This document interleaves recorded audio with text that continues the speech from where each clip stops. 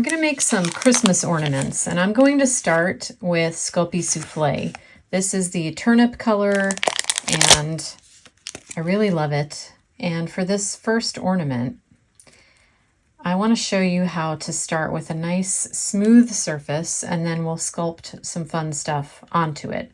So we're going to take about half a brick of clay, smush it, condition it, roll it in a ball. And now, you know, it has some marks and fingerprints, palm prints, whatever, my lifelines are on it. So I'm going to do a little trick here to make it more smooth. I'm going to use an acrylic block and I'm going to start rolling it. And this is a technique you can use to create an ornament that looks like this, perhaps, if you wanted to. This is the beginning of a lentil bead. We call this a lentil bead when you kind of roll it with a block and it gets 2 points on it like a bicone. But I'm just doing this to smooth it out. And now I'm going to press on that point and wiggle it a little bit.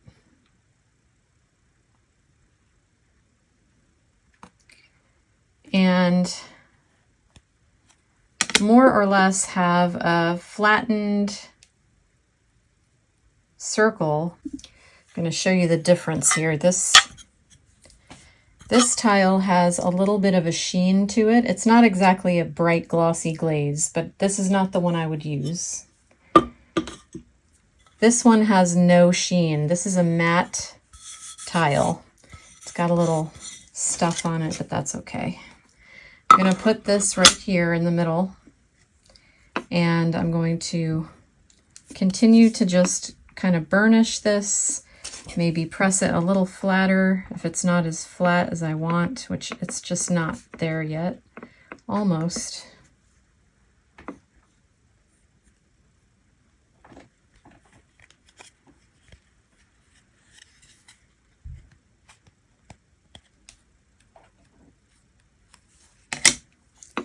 And for this last part, I think I'll get a deli sheet.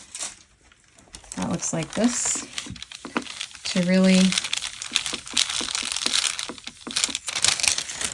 flatten this out with no fingerprints. So I'm good with that. Since this is an ornament, I have brought out some wire. So here's my wire. And it's kind of a thick wire. I think this might be a 22 gauge wire. And I'm going to cut off a piece here.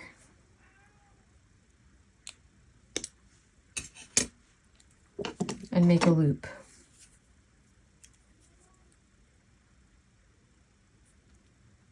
Make a pretty big loop because I'm not quite sure. I might use a ribbon, might use a chain. Not sure, but I'm going to make a little twist here because you need to have an anchor so that this will stay in the clay. I also like to finish mine off, I'll show you, with a little loop.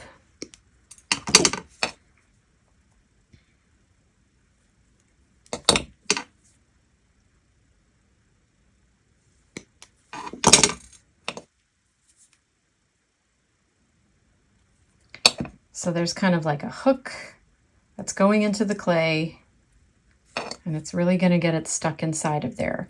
If you like to make earrings, this is also useful for you because I see people just stick a eye pin in the top of their clay, and there's nothing for the clay to grab onto, so it eventually is going to fall out.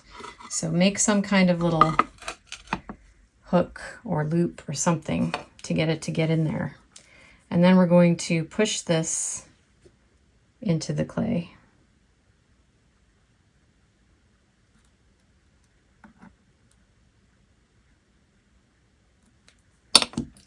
And one more time, give this a little press so that it's really in there.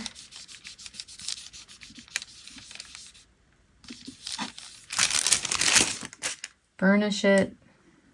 Get any marks off of it.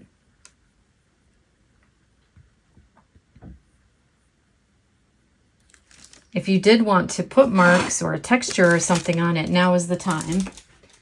Because the next thing we're going to do is add a bunch of embellished applique type stuff. Now, depending on what you're going to do, you can try using a tool like this. These are my silicone tipped tools. This is ball styluses on the end. And these tools just help me form the clay and get it into places where my fingers do not reach. So since I'm going to be using a gold on here, let me get that out. I changed my mind. I'm going to use Primo Copper because I really, really love this color and I like how it goes with the turnip. Sometimes your mica metallic colors will be a little bit stiff. So here's your tip. Give it some wax, get it moving. The other thing I'm going to do, because this is quite stiff for the technique I want to use, is I'm going to add a little softener to it. And that looks like this. Sculpey oven baked clay softener. Now on the package it says use sparingly because it is quite soft, and we're just going to really mix it well into this piece of copper so that I can get it moving and make little sculptural embellishments out of it. All right, so I've mixed that together and now my clay is much more pliable. And I want to do like a little floral type of a thing here. So I'm just going to pull off a piece of this.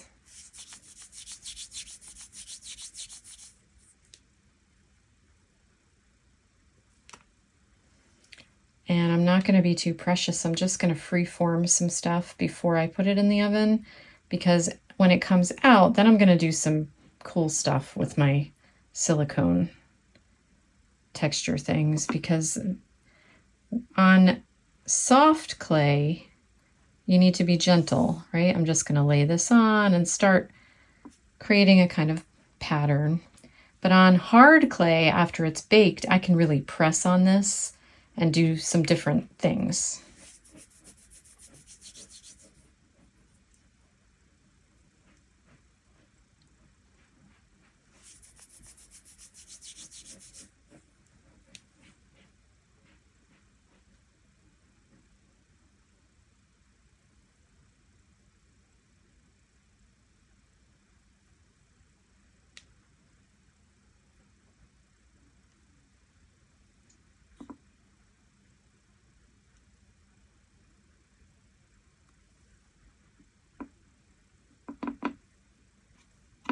You can have an idea in mind, or you can just go for it. That is totally up to you. One thing that I like to do that always looks nice is you just take little pieces, make them into little teardrops.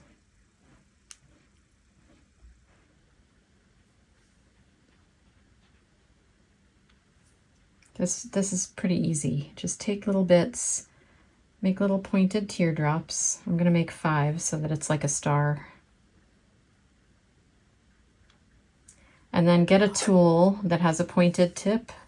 This is my ultimate tool that I use all the time. And you can use that tool to pick up these little pieces of clay and set them down. You can make a little flower if you do it this way with the star shape.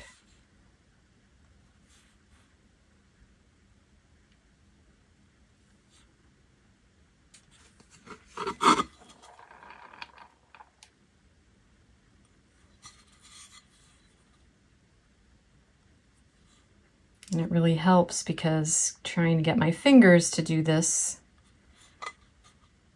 would be much more difficult.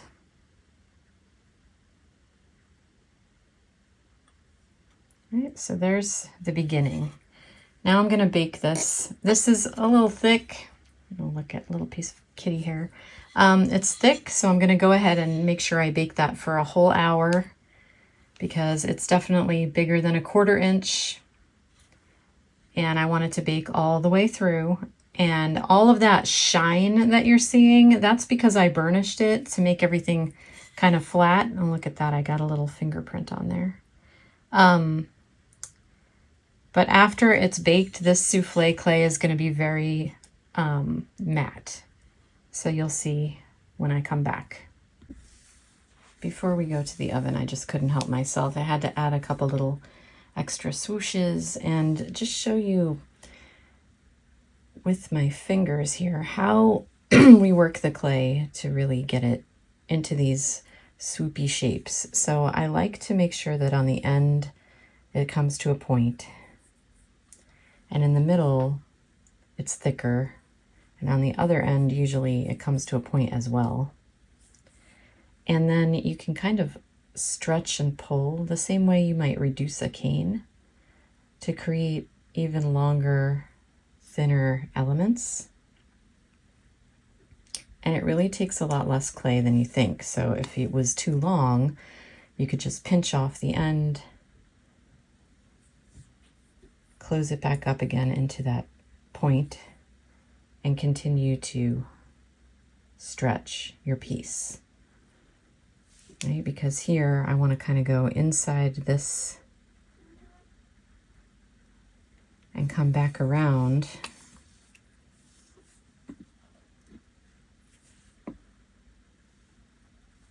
Kind of go around the edge of the ornament, let it fall down.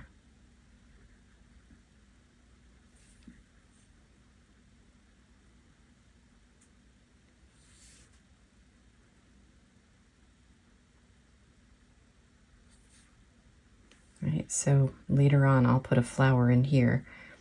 So the reason I'm baking now is because when I put the rest of the embellishments on here, I'm going to be smashing them against this to create a different kind of look, like they're going to be smushed. So I don't want to ruin the really pretty roundness that I have in the base ornament. So that's why I'm going to bake it twice. All right, we are out of the oven. Doesn't that look great? Okay, and the most important thing is that now this base is solid and I can press against it and nothing's going to get damaged in that design. So now I'm pulling out my metal tools, and I have my Extreme Smooth and Sculpt, which has this type of end and a more pointy end. I have my Ultimate tool, which you saw already, which has this rounded end and the point. This one's more of a needle tool. And then I also have my Wonder tool, which is a thinner, flatter, but it also has this rounded point at the end. It's smaller than the other one. And all of them are good for different things, but I find that these, as well as these, can be really, really valuable for this technique because of the pushing and pressing and smearing that I like to do with the clay to create the look that I'm going to achieve here. So in this spot here, let's do a flower. And it's actually a little chilly here, so my clay is kind of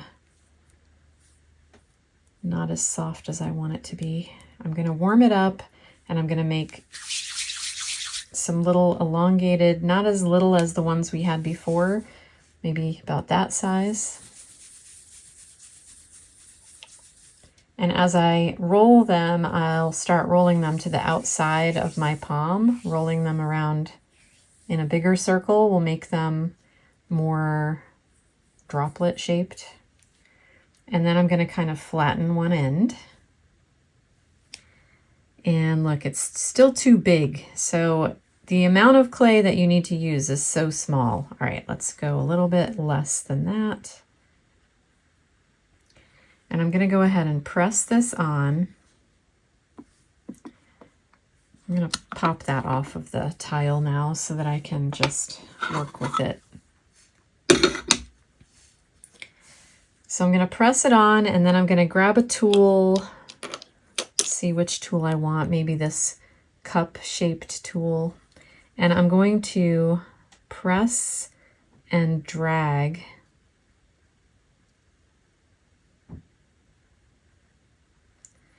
and see, I can start creating those dragged out looks, right? And I can do this even better because I'm pressing against this hard clay with my metal tool. Press and drag, and then I can start separating. And this is a process, right? Because I maybe want to get rid of some of this because it's too much.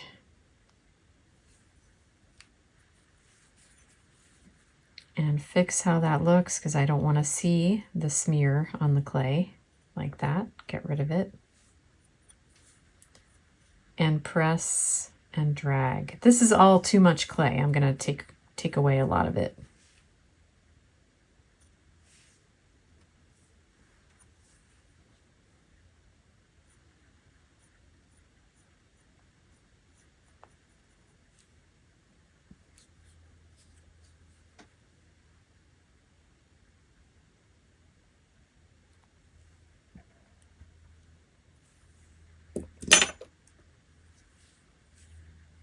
And it's kind of back and forth with your different tools to figure out which one's going to get in there and do what you're trying to get done, which I'm trying to create separation so that I can see the clay underneath. Uh-oh, somebody's having fun in the hallway. Still have some stuff in the hallway because I just moved into my house and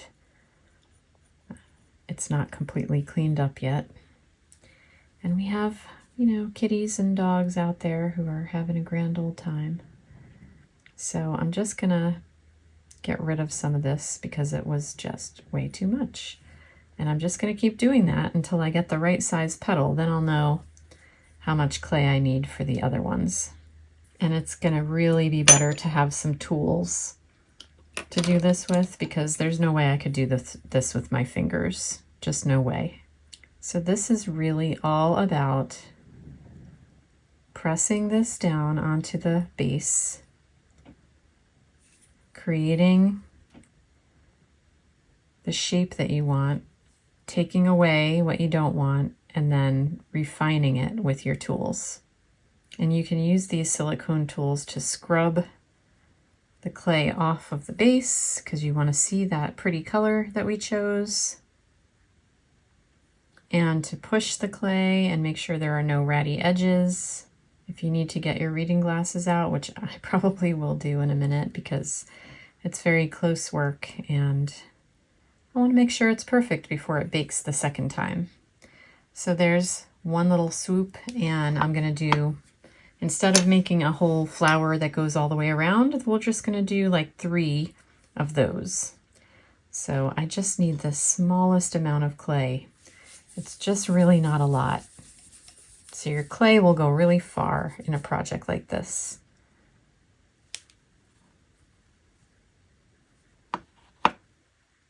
Sort of flatten it, and even you could do some of this before you even lay it down. Like I know I want to split it in the middle, so I could do that now.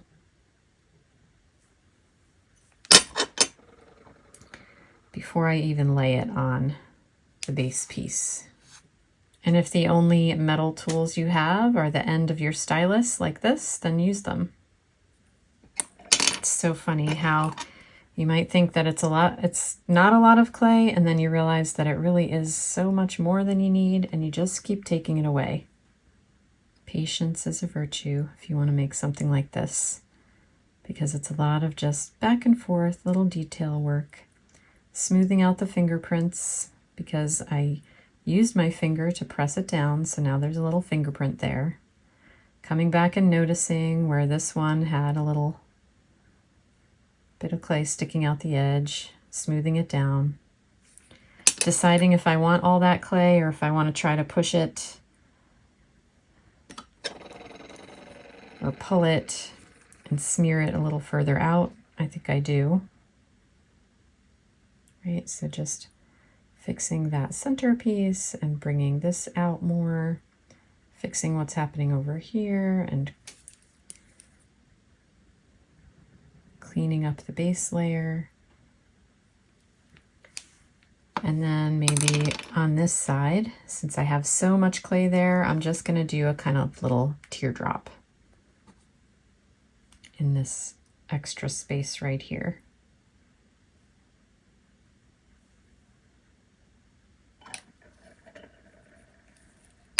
Okay.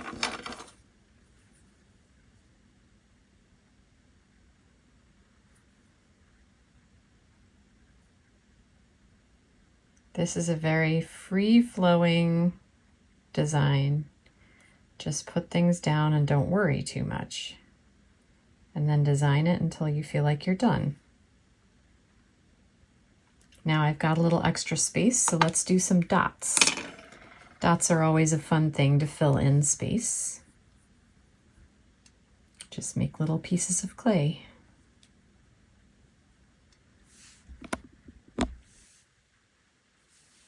Just pluck it off the end of a little snake with your fingernail, roll it up, and you've got dots.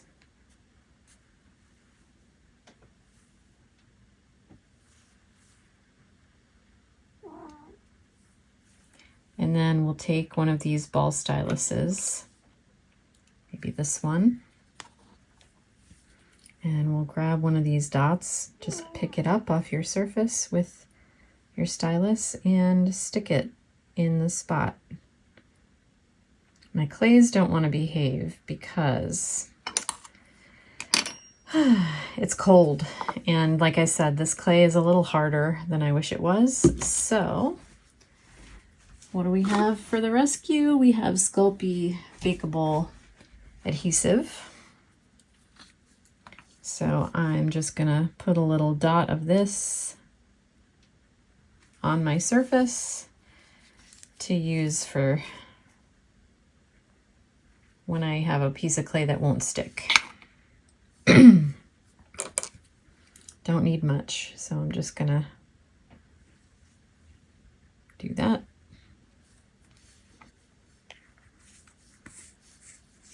See, everything's a little hard because it's cold in here, but I am going to mush it a little bit to get it moving, right? And then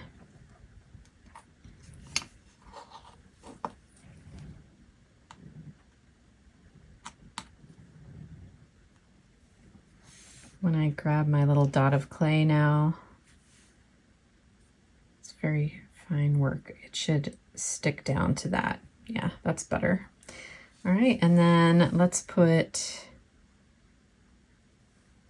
one here.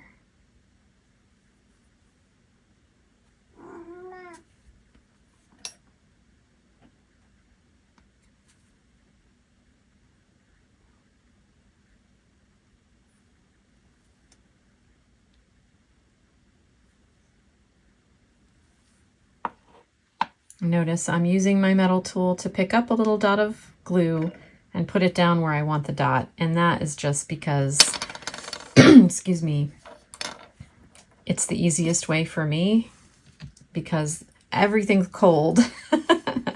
If everything was a lot warmer, it would be, the working conditions would be a little different. So you just have to kind of go with what's happening in your environment at the moment. So I would like to do another big kind of loosey-goosey flower up here. So I'm going to leave it thick in the middle and really make the ends come to a point. Bring it around.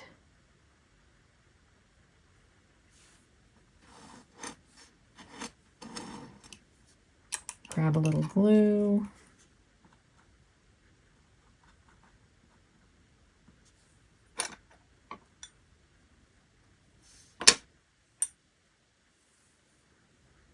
Maybe I'm not feeling like one of these ends is long enough so I can pull on it a little bit.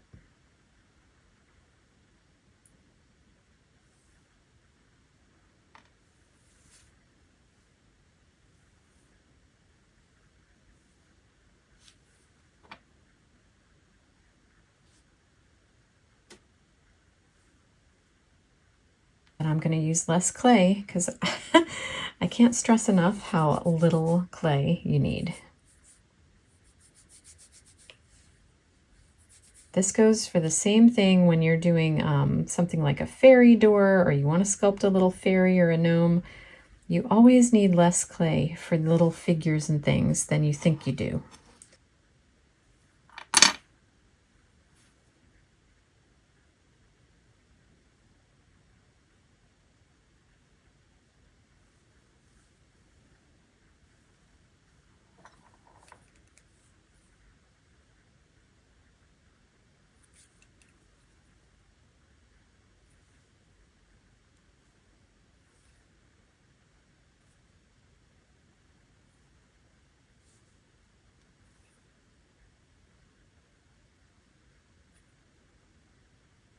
I'm just smoothing out the fingerprints because I made some, and then kind of swooping it in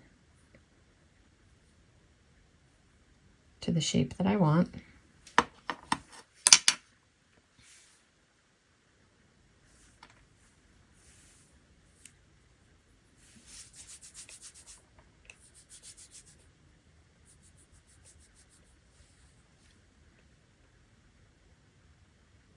And when I do this part, I'm kind of smushing it to make it bigger and flatter on the wide end.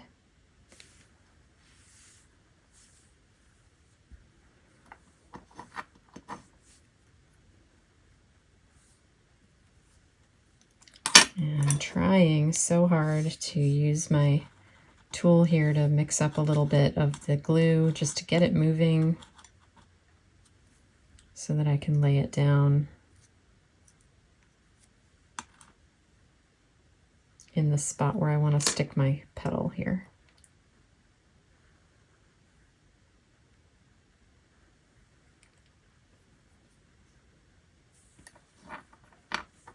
And then find a tool I can use to get in here and fix where that laid down.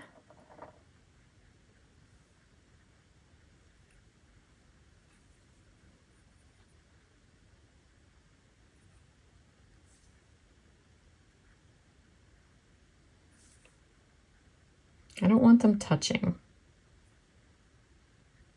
Kind of want to leave a little space in between them.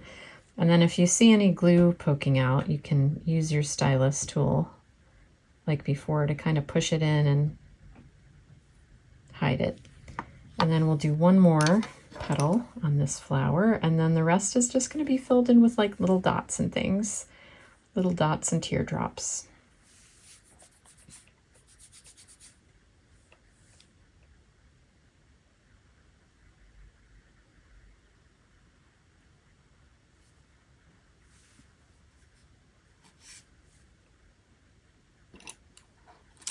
See if maybe my silicone tool works better for the glue. Yeah, because it's more like a brush.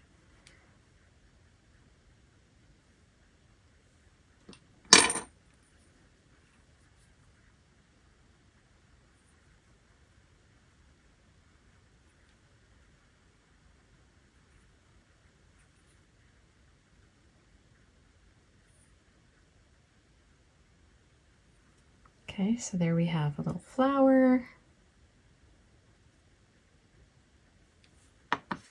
And now we're just going to do various little shapes to fill it all in.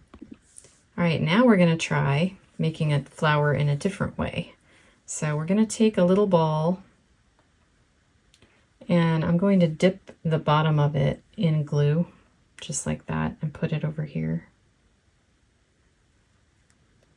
so that it really sticks on here as I grab my ultimate tool, and I'm going to press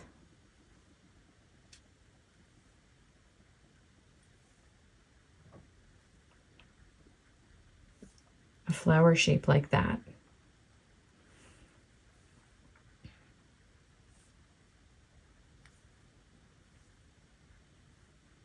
I'm kind of pressing and turning and smearing at the same time. All right, so we've got one of those, and now we're just going to decorate and fill in with little swishes and little balls and dots until you're satisfied with how your design looks. So just pulling off little pieces of clay. The other thing that you could do is you could grab something like an Adirondack pearl pen, which I will show you what that looks like in a minute. And after you have completely baked it, you can draw on it with some dotting stuff. You could also do, since you have your ball stylus out, grab yourself a paint that you like to do the dots. So it's all about how much detail you want to get into and how much of it you want it to be clay, how much you want to be other embellishments. So if I take a ball like this, I'm pretty sure, because everything's so cold, that it's not going to just stick. So I am going to need, this is going to be a rather laborious process, because I'm going to need to put a little dot of glue every place I want to put a dot of clay.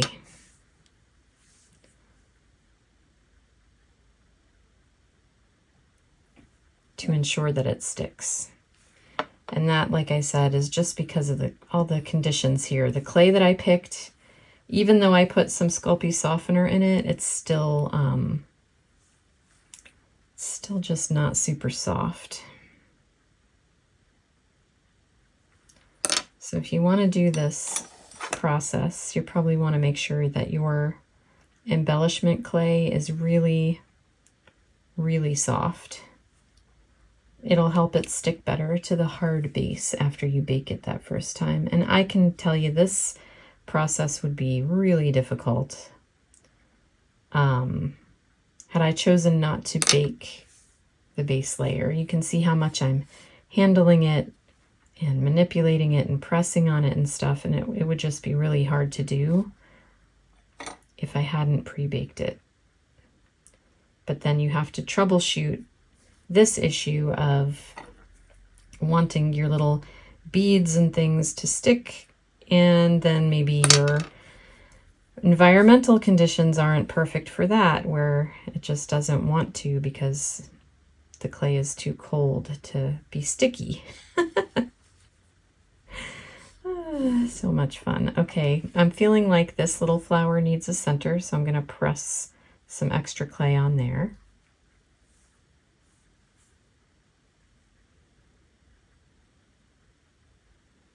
Super fun. And I feel also like this one, maybe, I don't know if I want to put rhinestones on here. I'm the rhinestone queen and I really like doing that. Or maybe just leave it open. That's up to you. You just kind of have to look at your design and decide what you want to do. I feel like I could use a petal or two or a little swishy thing. So I'm going to go ahead and do some of that. And it's just all about filling in the space now until you like it, until you feel like you're done.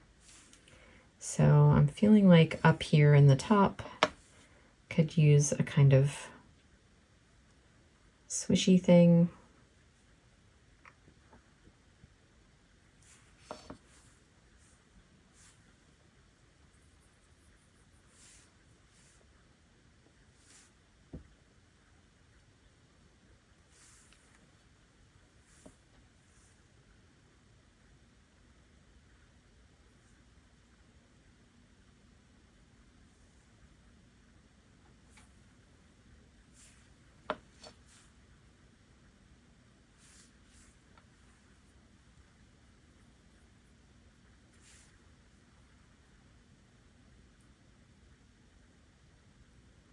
This one, I don't even think I can pick it up and stick it where I want it with my fingers, so I need a tool.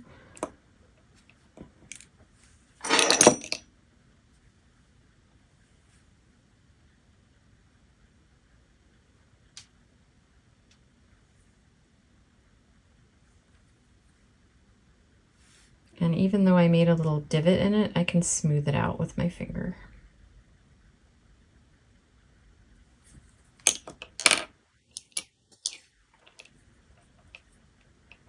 And then I'd like to make the spaces between them more pronounced. So I will come back with my chisel tool, my favorite one, this one, so versatile, and kind of stick it in between here.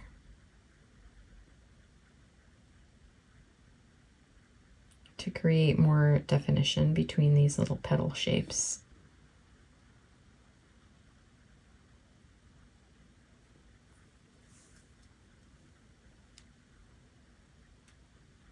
And I think I will show you. So I'm going to just bake that, and I'll show you the mixed media Ranger supply that I think you might like to finish this off.